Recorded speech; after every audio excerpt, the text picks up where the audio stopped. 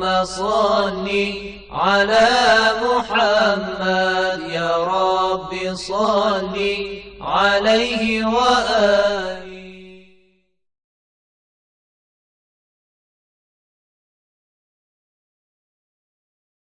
أعوذ بالله من الشيطان الرجيم. بسم الله الرحمن الرحيم. الحمد لله رب العالمين والصلاة والسلام على رسول الأعظم محمد صلى الله عليه وآله وسلم وعلى أهل بيته الطيبين الطاهرين. أقول لكم السلام عليكم ورحمة الله وبركاته. Para pemirsa dan pendengar yang dirahmati oleh Allah Subhanahu wa taala, marilah senantiasa kita bersyukur atas segala nikmat yang Allah berikan kepada kita, dan marilah kita selalu meminta kepadanya dan memohon kepadanya untuk dibimbing dan diberi hidayah supaya kita bisa menjadi hamba yang saleh. Pada kesempatan yang lalu kita telah membahas tentang isu-isu miring atau pertanyaan yang berkaitan dengan tauhid dalam penciptaan. Dan insyaallah pada kesempatan yang baik ini kita ingin menyebutkan dimensi lain daripada tauhid af'ali, yaitu tauhid dalam pengaturan. Tapi sebelum saya menyebutkan tauhid ini, saya akan menyempurnakan isu yang telah dilontarkan oleh sebagian orang terkait dengan tauhid dalam penciptaan supaya pembahasan kita yang lalu menjadi sempurna. Pertanyaan yang ketiga adalah, kalau seandainya kita meyakini bahwa Allah adalah pencipta segala sesuatu, maka hal ini berkonsekuensi bahwa manusia itu jabr. Manusia tidak memiliki ikhtiar sama sekali. Karena ketika kita berbuat, ketika kita minum, pada hakikatnya adalah ciptaan Allah, perbuatan Allah. Jadi tidak bisa kita katakan, aku itu minum, aku itu makan. Tidak bisa. Kenapa? Karena semua perbuatan kita adalah ciptaan Allah Subhanahu wa taala. Jawabannya adalah, benar bahwa seluruh ciptaan yang ada di alam semesta ini adalah hasil karya Allah Subhanahu wa taala. Tapi kita ingat bahwa konsep tauhid dalam penciptaan itu tidak berseberangan dengan hukum kausalitas. Jadi Allah Subhanahu wa taala memberikan kekuatan kepada kita untuk beraktivitas. Kita pun memiliki pengaruh, tapi pengaruh kita tidak independen. Pengaruh kita adalah pengaruh yang diberikan oleh Allah Subhanahu wa taala. Makanya ketika kita berbuat, satu sisi perbuatan ini disandarkan kepada kita, sisi yang lain disandarkan kepada Allah Subhanahu wa taala. Disandarkan kepada kita karena kita adalah pelaku yang secara langsung yang melakukan perbuatan.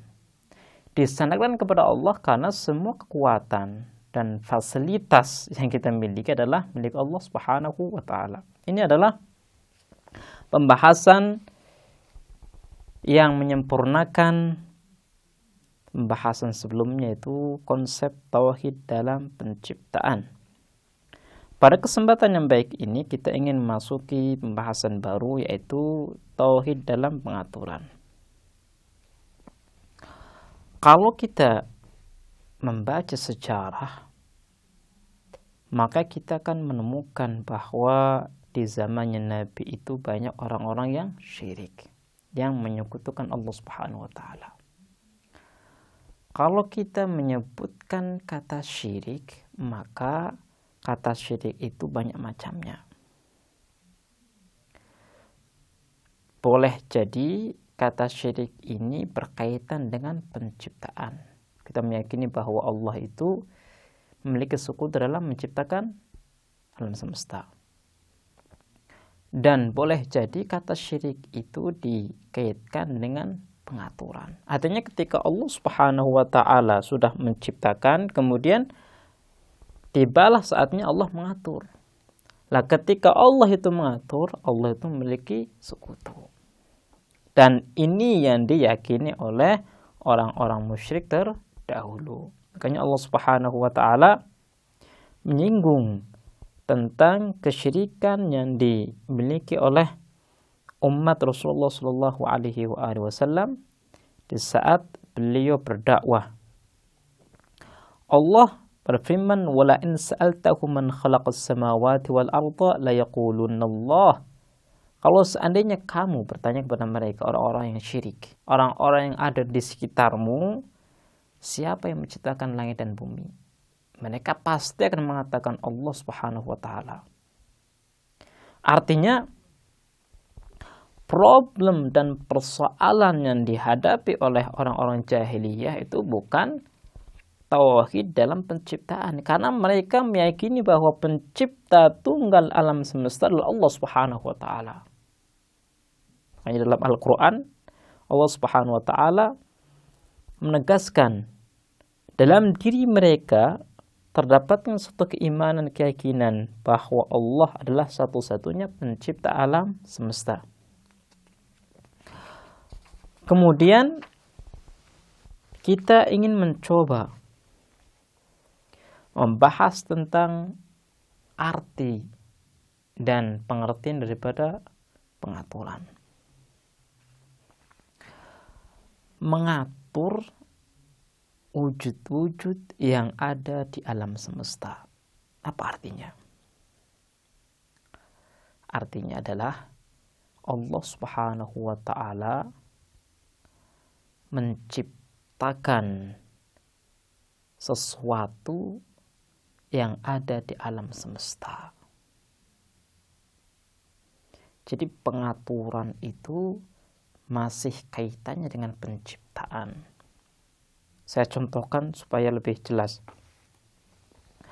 Ketika Allah Subhanahu wa taala mengatur organ tubuh kita, maka kita bisa melihat bahwa organ tubuh ini dari hari ke hari itu bertumbuh, berkembang. Yang namanya berkembang itu berarti kan ada tambahan. Yang dahulunya tidak ada, sekarang ada. Lah hal ini itu berkaitan dengan ciptaan. Makanya yang namanya pengaturan itu masuk dalam ranah penciptaan.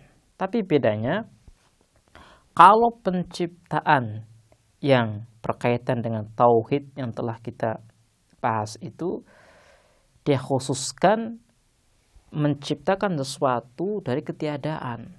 Artinya sesuatu itu tidak ada kemudian Allah mengadakan. Tapi pengaturan lebih mengarah kepada sesuatu yang sudah ada. Artinya sesuatu yang sudah ada dan sesuatu itu butuh kelanggengan. Dan langgengnya sesuatu itu membutuhkan kekuatan Allah Subhanahu wa taala.